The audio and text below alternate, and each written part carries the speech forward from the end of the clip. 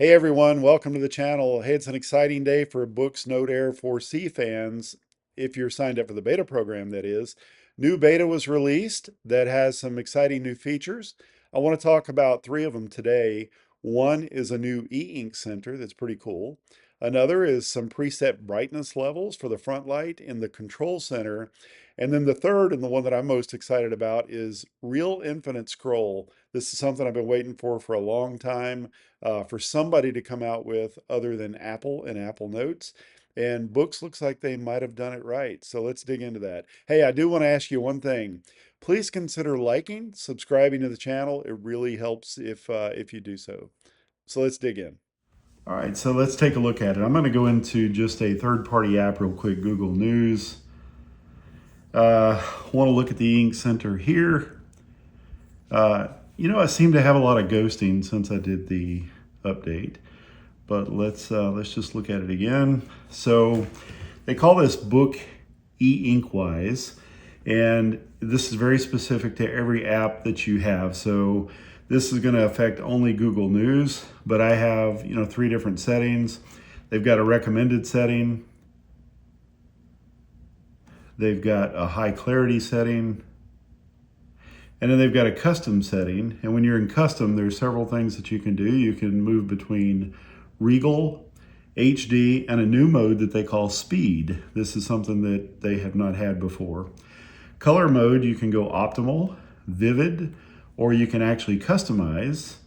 And then layout, if you're familiar with the DPI is where you can set the dots per inch for each app individually. If you want it to be more of a zoomed in look or a zoomed out look, you can do that. You can just choose universal, or you can set that. I'm sorry, the first one there was the original, or you can set your own DPI. Then you've got, as you did before, high contrast on and anti-flicker. So as you're going through this stuff, let me show you the difference. Like in the color mode, you can go into custom. These are things that you've had before. You've got contrast and vividness and color brightness. Under DPI, you can go into custom and you can change it. This app is set at 450. I think I may have set that at 450, but you can make it higher. You can see what it does to the screen there. Makes things bigger, larger on the screen, or you can make it smaller. Probably too small for me, which I think is why I set it at 450 in the first place. So I'd leave it somewhere in that range for my preferences. And this is, like I said, this is very specific to just the app that I'm in. It does not affect other apps at all. When I go into customize over here, I've got some things that I can do here. I can tell it refresh, full refresh after drag page, how many seconds. I've got full refresh by taps, how many taps. And then an animation filter time, it's set at 50 milliseconds. I haven't really played around with this yet. I will though. Or I can set it to auto full refresh when switching pages. Under display, I can set a text outline to make my text a little bit easier to read. Let me scroll up and I'll show you this. I do notice that I've got a little bit more ghosting than usual. So that's interesting.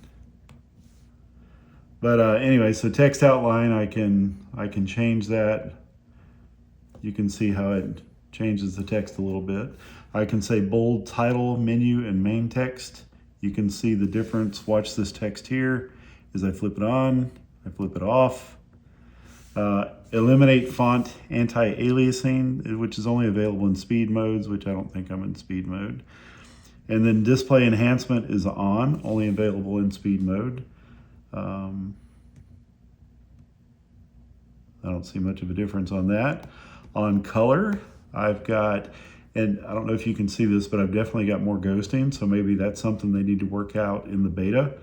But I've got cover color, icon color, background color. I can change all this stuff. Web page font color, web page font size. Can play with all that stuff as well. I haven't really dug into it. I'm just really showing you what the options are. And then others, you can tell it to stay active in the background. This keeps your apps from freezing. System orientation uniformity. Otherwise, this is going to say that it's going to, whatever you've got set for your system orientation, you can force this app to follow that.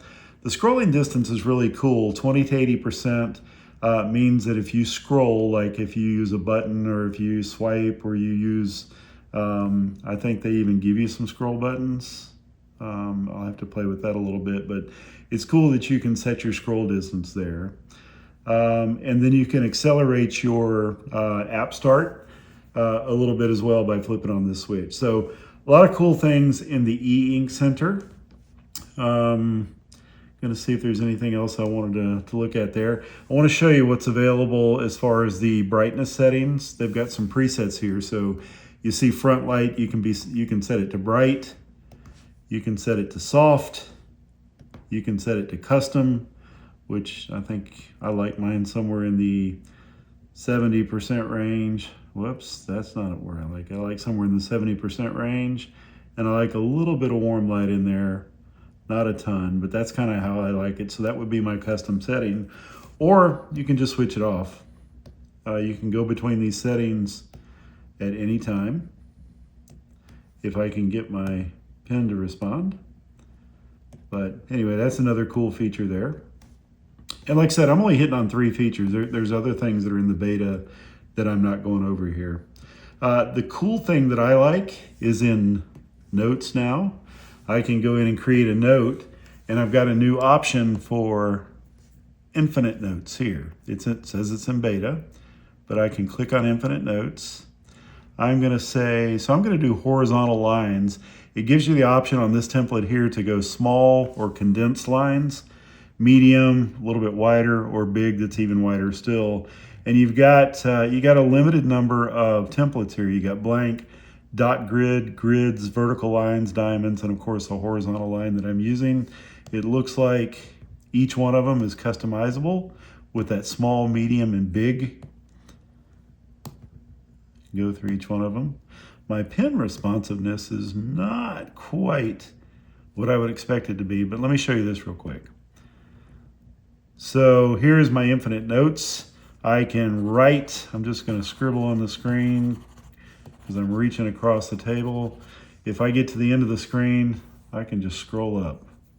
True infinite scrolling, not the crazy looking expanded margins like we used to have. Now, infinite scroll is not quite infinite. It's finite. You do hit the bottom. Nope, you don't. Look at there. I can keep on scrolling. For a second there, I was going to tell you that I'd hit the bottom and I couldn't go any further. But as I write, it opens up more space at the bottom. Now, as you can see in my scroll section here, I'm almost at the bottom of the current page.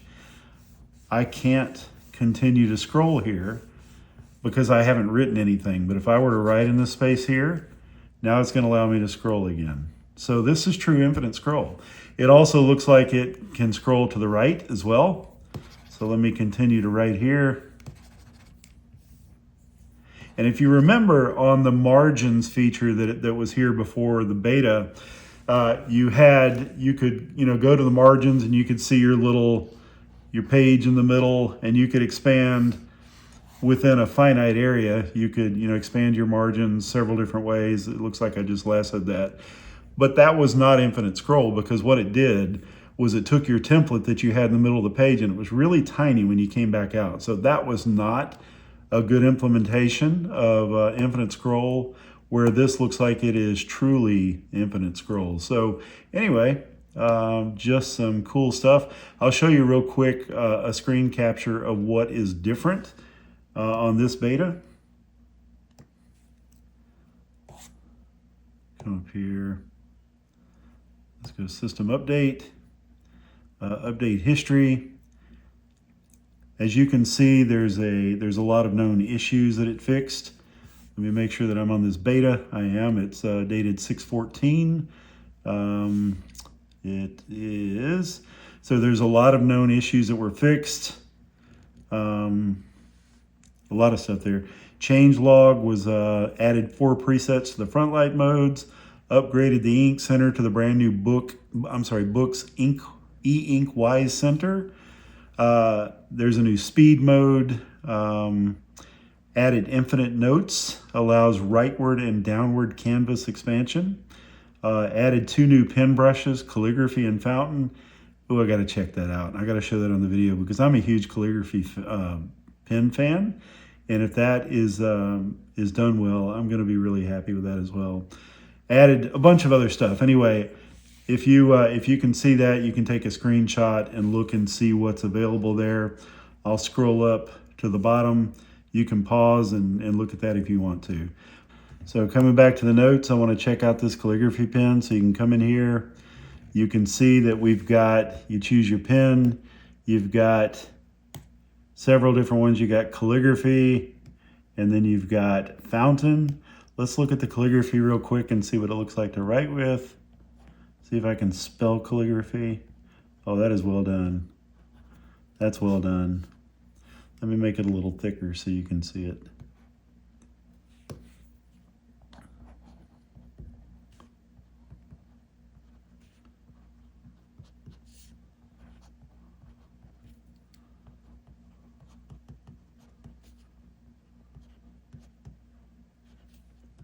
I can't spell calligraphy, as you can see.